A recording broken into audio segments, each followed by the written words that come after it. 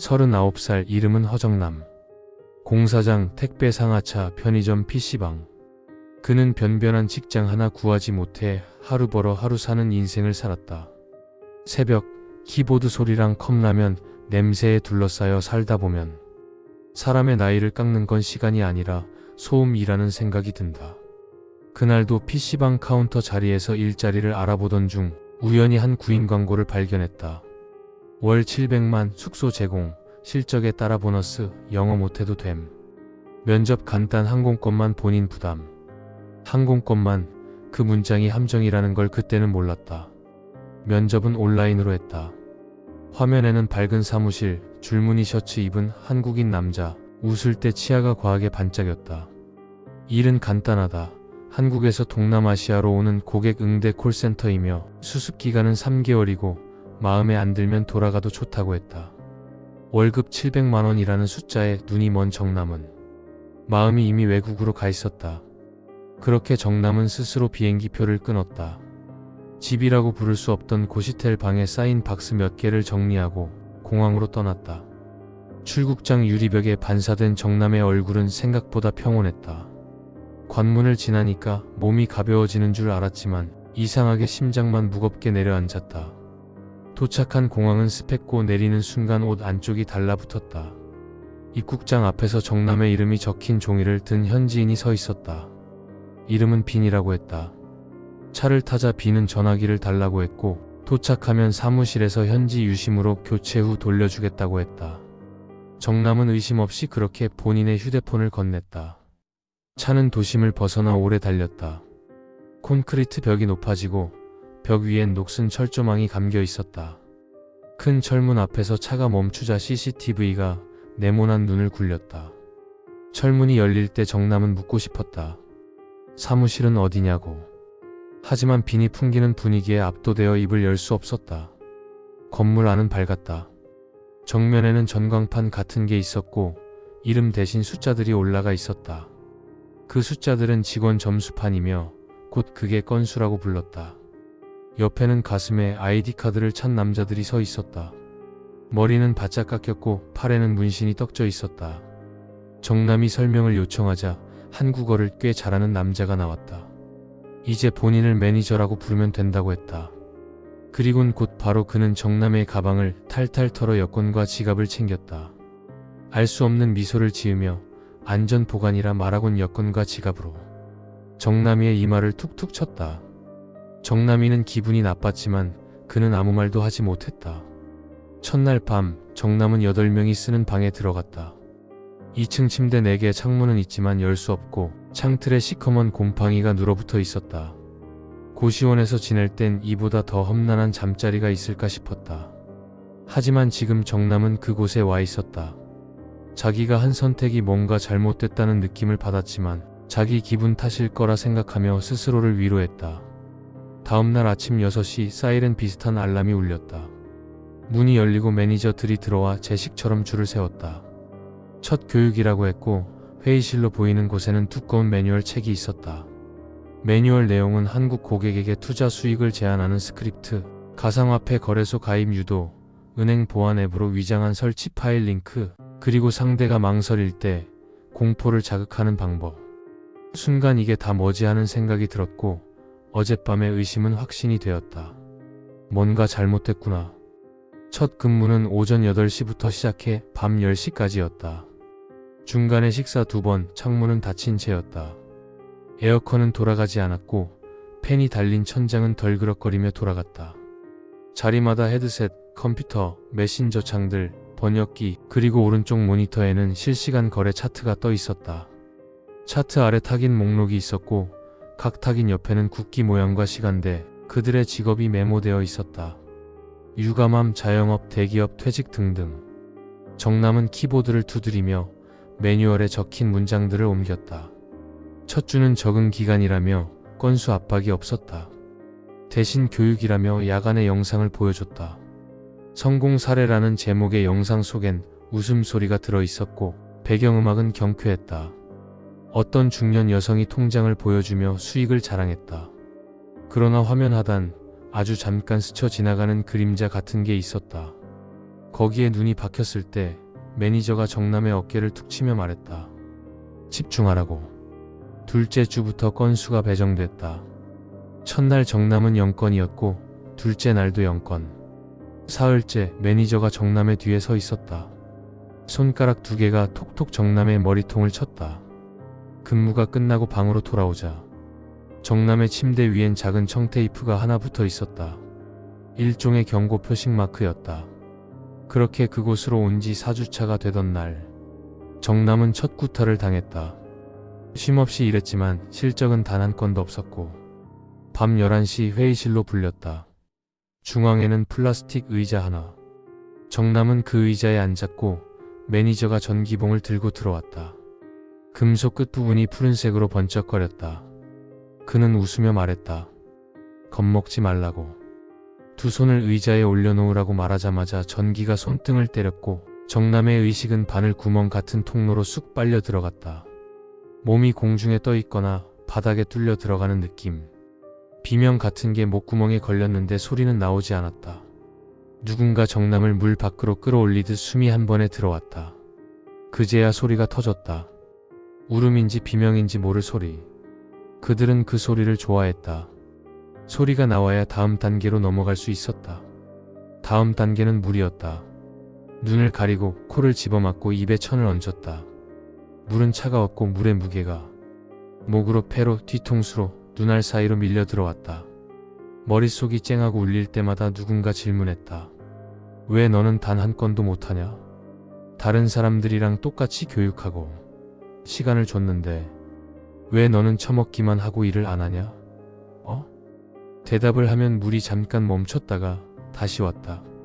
대답을 하지 않으면 물은 더 오래 더 무겁게 왔다.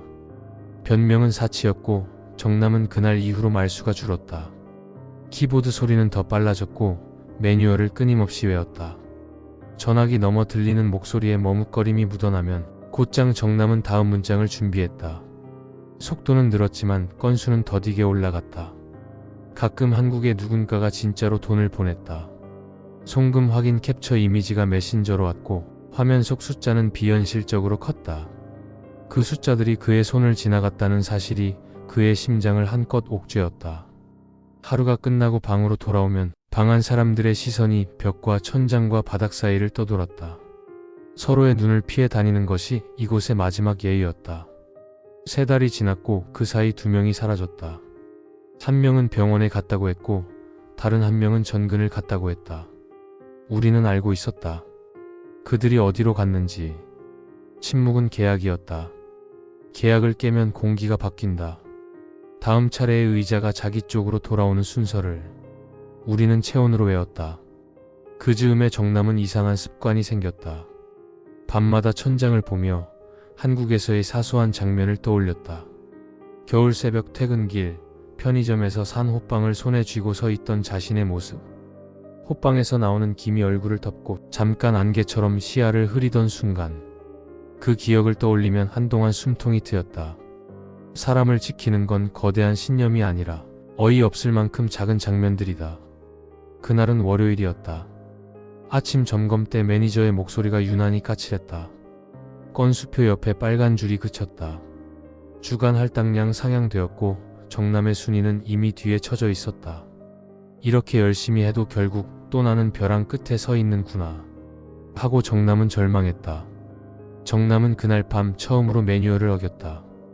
타깃의 답장이 느리게 올라오는 사이 채팅창에 아주 짧은 문장을 써넣었다. 신고해주세요. 엔터를 누른 순간 손가락 마디가 얼음처럼 차가워졌다. 그 문장은 금방 지워졌다. 매니저가 화면을 모니터링하고 있었던 것이다. 정남의 뒤에서 의자 바퀴가 밀리는 소리가 났다. 어깨를 움켜잡는 손이 내려왔고 회의실 문이 닫혔다. 그날 밤의 일은 정남에게 길게 말하고 싶지 않은 장면으로 자리 잡았다. 전기봉은 이번엔 팔이 아니라 갈비뼈를 겨냥했다. 번개가 금속 세장 안에서 돌아다니듯 뼈와 뼈 사이로 전기가 달렸다. 눈앞이 하얘지다가 하얀 게 무너져 내리며 검어졌다. 힘이 빠져 의자에서 바닥으로 흘러내릴 때 정남의 입안에서 피맛이 올라왔다. 철을 핥는 맛, 오래 씹다 뱉은 동전 같은 맛. 그렇게 악몽 같은 하루가 지나갔다.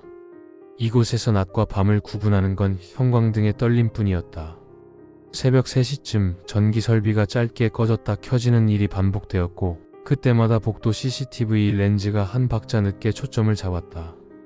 그리고 한 달에 한 번 건물 전체 전원이 3분에서 5분 사이 꺼지는 날이 있었다. 발전기 점검 때문이라고 했다. 겨우 몇 분의 암흑은 너의 마지막 생명의 빛이라고. 정남의 마음속 무언가가 계속해서 속삭여댔다. 그렇게 정남은 준비를 했다. 복도 CCTV의 회전 각도를 외웠다. 몇 초마다 몇 도로 움직이는지 확인했다. 그리고 화장실 배수구 덮개가 느슨하다는 사실을 알아챘다. 덮개를 조금 들어 올리면 그 틈 사이로 미세한 소리가 났고 그로 인해 정남은 경비의 위치를 가늠할 수 있게 됐다. 물이 가는 소리, 전기가 가는 소리, 구두굽이 바닥을 치는 소리, 소리의 지도를 그렸다. 기회는 비가 내린 밤에 왔다.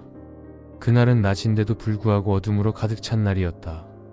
그리고 먼지 젖은 냄새가 복도에 퍼졌다. 빗소리가 지붕을 때릴 때 전기 고장은 더 잦았다. 밤 9시 사무실 천장등 하나가 깜빡거리다 꺼졌다. 11시 천둥이 울렸고 코어 스위치가 과열된 듯 팬 소리가 커졌다.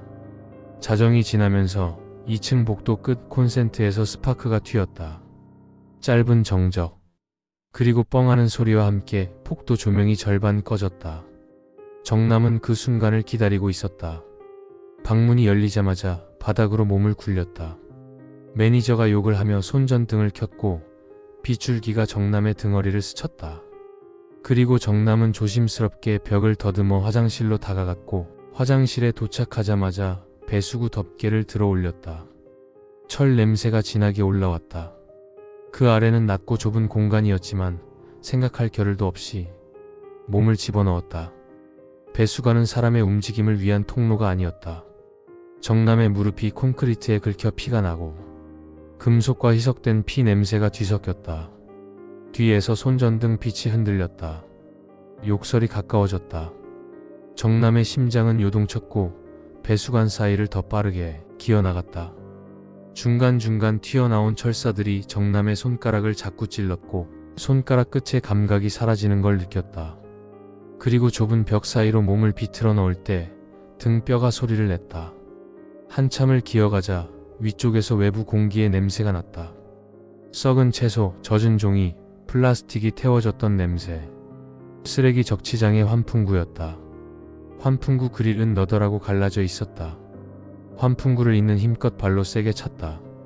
빗소리에 정남의 발악하는 발끝에 비명들이 묻혀버렸다. 환풍구의 그릴이 떨어져 나갔고 그 순간 비바람이 얼굴을 때렸다. 환풍구 밖은 쓰레기 적치장이었고 비에 젖은 쓰레기 냄새들이 더욱더 눅눅하게 진해져 정남의 코끝을 찔러댔다. 정남은 곧장 쓰레기장 옆 벽을 기어올랐고 벽 꼭대기에는 녹슨 철조망이 있었다. 철사 끝이 손바닥을 찔렀다. 피가 미끄럼처럼 철사 위를 타고 내려갔다. 정남은 철사에 몸을 얹고 천천히 굴러 바닥으로 내려왔다. 정남은 어두운 골목을 따라 걸었다. 발은 젖었고 신발 속에서 물이 출렁였다. 골목 끝에서 도로가 나타났다. 도로 옆에는 낡은 공장이 있었다. 안에는 노동자 몇 명이 누워 잠들어 있었다. 몸을 웅크린 사람들 근처에 플라스틱 물통이 있었다. 정남은 물통을 들어 물을 마셨다. 물은 따뜻했고 플라스틱 냄새가 강했다. 그래도 살 것 같았다. 그때 구석에서 누군가 몸을 일으켰다. 늙은 남자, 얼굴에 깊은 주름, 손톱 밑이 검했다. 그와 정남은 눈이 마주쳤지만 아무 말도 하지 않았다. 정남은 그 자리에서 무릎을 꿇었다. 그리고 소리쳤다. Help me. Help me. 지금 당장 할 수 있는 말은 이것뿐이었다. 정남과 눈이 마주쳤던 그 남자는 곧장 휴대폰을 들어 어딘가에 통화를 했다. 정남은 혹시 그 조직과 한패인가 하고 순간 겁이 났다. 하지만 한 노동자가 정남의 눈빛을 읽은 건지 폴리스라는 단어를 정남에게 내뱉었다. 몇 분 뒤 진짜 경찰차가 도착했고 경찰들이 정남 앞으로 다가왔다. 정남은 그렇게 현지 경찰의 인계를 받아 한국 대사관으로 간 뒤 한국으로 무사히 귀환했다. 한국으로 돌아온 뒤 정남은 밤마다 불을 끄면 눈앞에 형광등이 떨렸다. 전기봉 끝에 푸른 불꽃이 더 작아져서 눈동자에 붙는 것 같았다. 물소리를 들으면 숨이 멎을 것 같을 때도 있었다. 정남은 지금도 밤을 무서워한다. 하지만 아침을 더 오래 기다린다. 아침에는 라면 물을 데운다. 김이 올라와 안경을 잠깐 흐리게 할 때 그는 그날을 떠올린다. 편의점 앞 눈앞을 가리던 호빵에서 나오는 하얀 김. 그 사소한 순간의 기억이 그를 살린다. 정남은 본인과 같은 처지에 있는 이들에게 말해주고 싶다. 벼랑 끝에 서 있는 누군가에게 달콤한 제안이 온다면 차라리 벼랑에서 떨어져 보라고 할 것이다. 벼랑 끝에 떨어져서 죽을지 아니면 기적이 일어나 죽지 않고 살지. 그것은 아무도 모르는 일이기 때문이다. 무엇을 선택하든 본인의 몫이며 선택에 대한 대가이다. 기억해라. 달콤함에도 대가가 따른다는 것을.